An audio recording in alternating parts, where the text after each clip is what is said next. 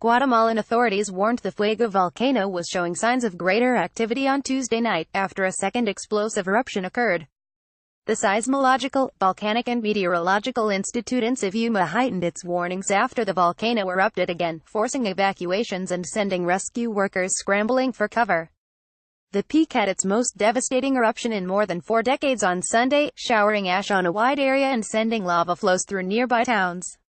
The National Disaster Agency, CONRED, said almost 200 people are still missing as the death toll from the devastating eruption at the weekend climbed to 75, including children. The conditions are extremely critical at this moment, Yuma Director Eddie Sanchez told reporters. Heat from the ground has even been a problem for rescue teams, as the temperatures have been so intense that the soles of some firefighters' boots were tearing off and they were having to walk on wooden planks. It is very, very difficult due to the fact that it's very, very hot. Volunteer firefighter Mario Cifuentes said, "The soil is very unstable. We cannot be walking around. The shoes, they've been completely destroyed because of the heat." Some 192 people have been identified as missing and fire crews are adamant they will do the best they can to find survivors. But they warned the search is not looking good as it reaches the 3rd day after the eruption. Diego Abarguin, who works for a firefighter support organization and flew a drone over areas awash in ash, said, "Basically there's no houses left, and to my assumption there's nobody left there except the people doing the search and rescue. The sad news is there's a bunch of recovery of bodies of children and adults there." Reuters. Getty. Guatemala volcano, a baby is rescued from the rubble. 11:36 a.m. update. Fuego erupting since 2002 but not with this much devastation. Dr. Sarah Brown, Senior Research Associate in Volcanology at the University of Bristol School of Earth Sciences, told Express.co.uk Fuego, the Guatemalan volcano, has been erupting since 2002 but not with devastating activity like this. She warned that lahars and pyroclastic flows are the biggest killers in any volcano eruption, and are responsible for about 120,000 deaths in the last 500 or so years. And she added, pyroclastic flows, as seen at Fuego, can rapidly descend the slopes, meaning they are essentially deadly avalanches of very hot up to 700 C rock, ash and gas.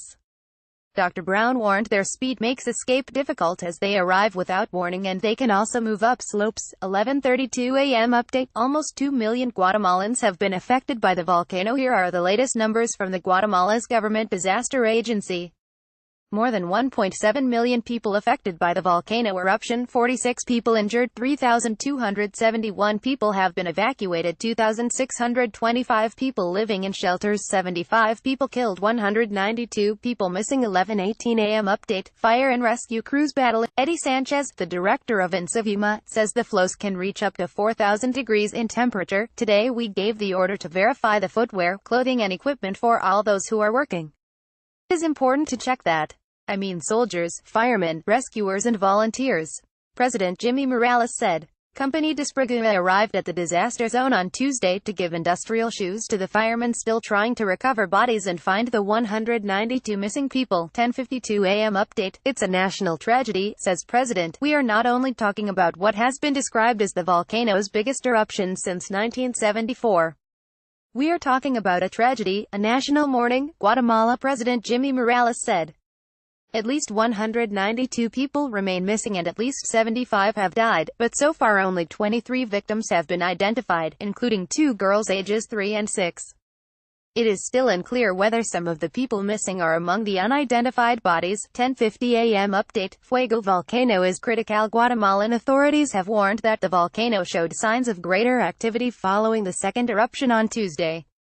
Eddie Sanchez, director of the Seismological, Volcanic and Meteorological Institute in Yuma, said, "The conditions are extremely critical at this moment. The latest explosion sent ash 5,000 meters into the air and a new pyroclastic flow is forming in the direction of Las Lajas Canyon," Yuma warned yesterday. Yuma has heightened its warning for the area to the maximum, forcing further evacuations. 10:40 a.m. update. Children with third-degree burns sent to Texas for treatment. President Jimmy Morales said, "The United States will support us receiving people with burns. In the next hours, 6 people will be transferred." According to Carlos Soto, Minister of Health, there are currently 19 patients in the Roosevelt Hospital and 14 in the San Juan de Dios Hospital, all with third-degree burns. 6 more people will be transferred to the U.S. tomorrow, while 3 pediatric patients from Roosevelt Hospital will be transferred to Galveston, Texas. Spokesman of Ejército said tomorrow at 5:15 p.m., a C-17 aircraft from the U.S. Air Force will arrive and then depart at 9 p.m. to transfer children with burns to Shriners Hospital for Children in Galveston, Texas. 10:30 a.m. Update. Dramatic video shows baby rescued from rubble. A young girl who was buried under ash from the Guatemalan volcano disaster has been rescued in what is being called a small miracle amid the tragic devastation. Police rescued the baby girl from her ash-covered home after the Fuego volcano eruption that has left at least 75 dead. Video released by police shows the officer bravely climbing down a ladder into the destroyed building and pulling the baby out from the ash.